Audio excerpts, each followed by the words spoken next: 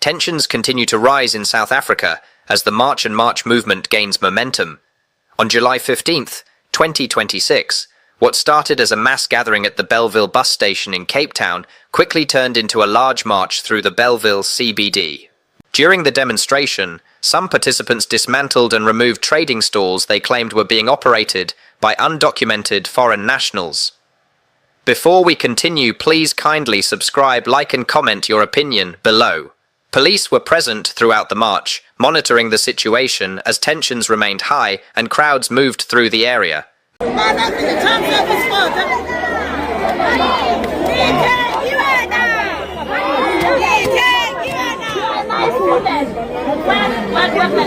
She's not nice because every time you must tell her the same thing. She's not nice.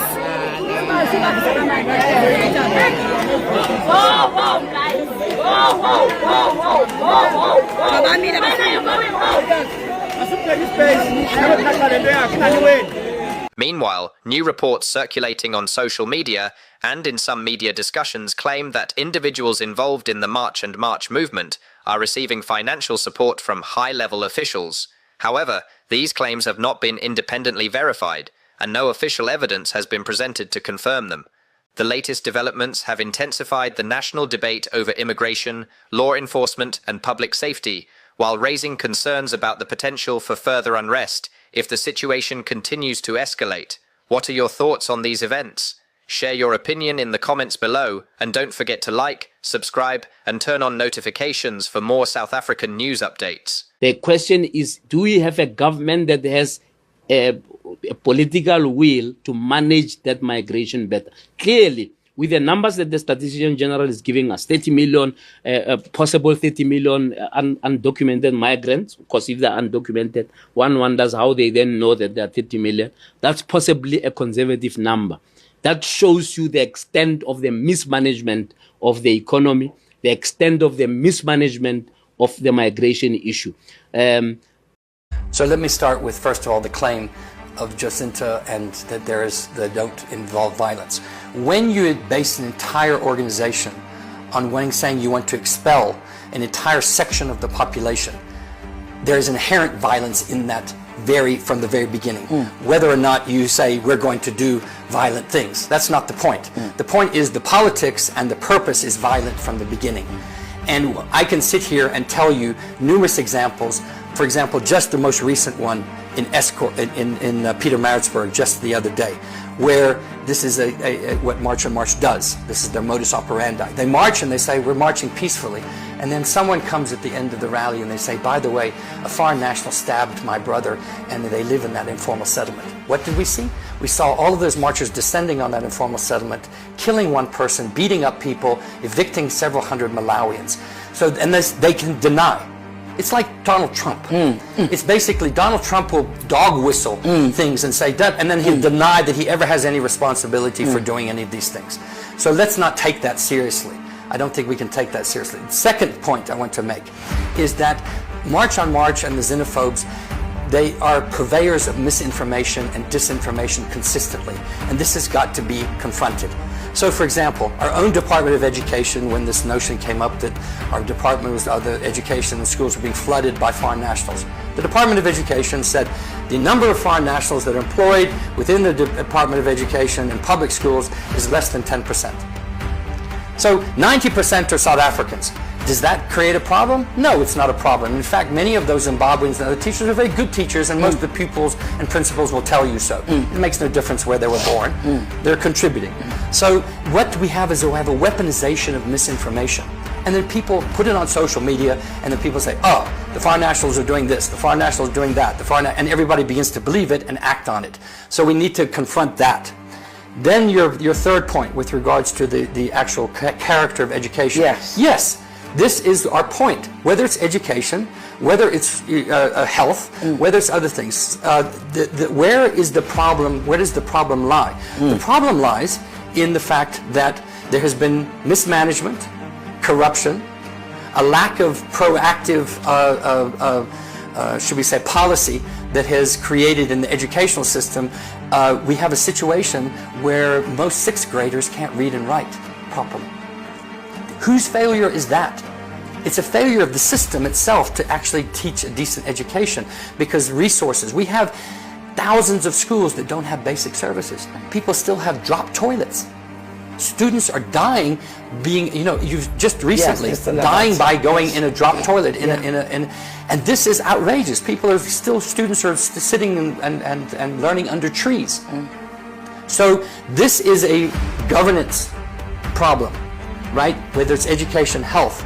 It's not, and this is why March on March is absolutely wrong and the xenophobes are absolutely irresponsible. Because what it does is, it's exactly what the apartheid state did. What did the apartheid state do when they got into trouble? They blamed black people. Absolutely. They pointed the finger and said, it's the blacks, the blacks did this, they're causing trouble, we're the responsible ones. This group now is trying to do the same thing. They're trying to weaponize their nationality and citizenship and blame foreigners for things that they themselves have created. So let's look in the mirror as South Africans. Let's look and say, what are our problems? Why do we have these problems? What can we do about these problems and who's responsible for those problems? Let's not look for scapegoats and look for those that are the most vulnerable. South Africans are calling out what they see as double standards across the continent. After a video claiming to show Africans being sold surfaced online, many South Africans questioned why there has been far less public outrage compared with the attention given to the March and March movement. The reactions have sparked a heated debate, with many demanding equal concern for all Africans, regardless of where the issue happens. Stupid black Africans. What you come do in North Africa? You come to our country to steal and you leave your country. Why? Country. These men are migrants with dreams of being smuggled to Europe by sea. Excuse me, can I speak to you? We are going inside. Have a seat in your place. Have a seat in your place. They come in their thousands from Niger, Mali, Nigeria, Ghana. It's hard to believe that these are the lucky ones, rescued from warehouses like the one in which we witnessed the auction. They're sold if those warehouses become overcrowded or if they run out of money to pay their smugglers. Of these rescued men, so many here say they were held against their will. It doesn't take us long to find victory. Just take us home. No food, no drinking water. Just take us home. Want to go? No food, no water, nothing. Victory was a slave. We know that some people are being sold. Yes. Some people are being sold. Is this something you've heard about? Can you tell us about that? Sure. Tell us. I was sold. What happened? On my way coming, I was sold. Merciless beating. If you look at most of the people here, if you check their body, you see the mark, they're beating. With electric, even your boot or they took something like a sharp object. Understand? Most of them lost their. It was an Arab man that used gun to hit my eyes. You see what I'm passing through. I can't ever tell. I don't just know. For those Arab people, we cannot tell. We just pray to God to save us, we Nigerians, another country from the hands of the Libyans. At least they should try their best. I've spent 2 years plus. But for me staying there now, it's close to 7 months. It was because of the sweat. On my body have get white. We have not taken our bath since 2 months. Just to bath, even to brush. If some people should open their body, they fix pipe inside their private part, pipe to piss. Tell some people to open their body. They should put their body for you. You will see that these people have finished us. Is it bullet wound? Is it the gunshot?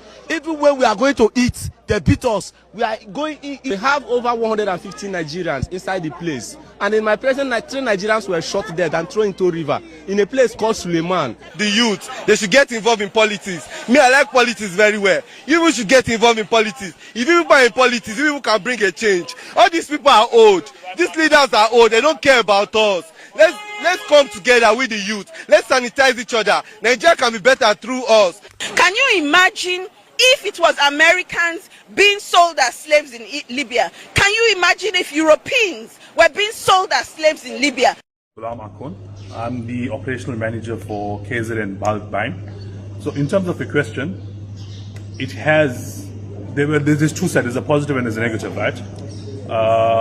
The negative side is we were unsure that what would happen. I mean, from our previous experience of looting and stuff like that, we had to run our business down in terms of stocks. and as far as possible to be safe, to avoid as much damage as possible if it happened to go that way. On a positive side of things, the whole March and the idea of obviously getting the local foreigners out, getting the foreigners out and the locals into business, that has basically upped our business, because now I have a lot of locals that now coming through and shopping for the new spaza shops that they've been going out to. So in your terms, you would say the business has grown in that term? Correct, in that term. After the 30th of June, it has picked up slightly. Again, the locals have started coming through, a lot of new faces that are coming through and basically purchasing from us. In terms of your guys' exports and imports, has it touched you guys in any way? No, we haven't been affected with import and export.